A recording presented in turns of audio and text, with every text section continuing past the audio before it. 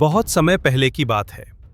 लंका का असुर सम्राट रावण सिर्फ बलशाली ही नहीं बल्कि अत्यंत विद्वान, परम शिवभक्त और संगीत का भी मर्मज्ञ था।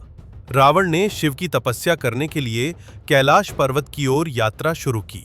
वो अपने बल और अहंकार में डूबा हुआ था, लेकिन उसकी भक्ति में भी अपार श्रद्धा थी। जब रावण कैलाश पहुंचा तो देखा कि भगवान शिव खुद वहां ध्यान में लीन हैं और उनका वाहन नंदी बाहर पहरा दे रहा है। नंदी ने रावण को रोक दिया। रावण क्रोधित हो गया और अपमानित महसूस किया। उसने कैलाश पर्वत को ही अपनी बाहों में उठाने की ठान ली। रावण ने अपनी 10 भुजाओं से कैलाश पर्वत को उठाने की कोशिश की और सचमुच वो पर्वत डगमगाने लगा। पूरी सृष्टि हिलने लगी। तभी भगवान शिव ने अपने अंगूठे से पर्वत को नीचे दबा दिया। रावण का सारा बल मिट्टी में मिल गया। उसकी सारी भुजाएं चटक गईं। वो पर्वत के नीचे दब गया। पीड़ा असहनीय थी, लेकिन रावण ने हार नहीं मानी। उसने वहीं बैठकर अपनी दर्द भरी अवस्था में भी शिव की स्तुति करनी शुरू कर दी।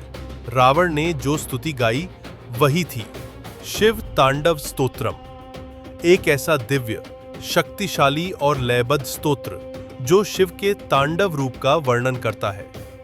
हर श्लोक में रावण ने शिव के सौंदर्य, उनकी शक्ति, उनके तांडव नृत्य और उनके भस्म से सजे शरीर की महिमा गाई।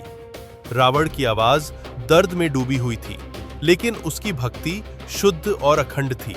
उसके शब्दों में श्रद्धा की अग्नि थी, जिसने भगवान शिव को प्रसन्न कर दिया। शिव प्रकट हुए, मुस्कुराए और बोले, रावण, तुमने अहंकार में आकर मुझे चुनौती दी, लेकिन तुम्हारी भक्ति सच्ची है। मैं प्रसन्न हूं। शिव ने रावण को मुक्त किया, उसे शक्ति का वरदान दिया और साथ ही रुद्र वीणा भी प्रदान की, संगीत की सर्वोच्च ध्वनि जो स्वयं शिव की ऊर्जा से युक्त थी। रावण समझ गया कि सच्चा बल बाहुबल में नहीं, भक्ति में है। तभी से शिव तांडव स्तोत्रम को शक्तिशाली स्तुति माना गया, जो सिर्फ भगवान शिव को नहीं बल्कि सृष्टि की ऊर्जा को आंदोलित कर देता है। अर्थात शिव तांडव स्तोत्रम सिर्फ एक स्तुति नहीं, ये रावण के अहंकार से भक्ति की ओर सफर की कहानी है। इसका हर श्लोक शक्ति, लय और तांडव की दिव्य भावना से भरा है। जो भी इसे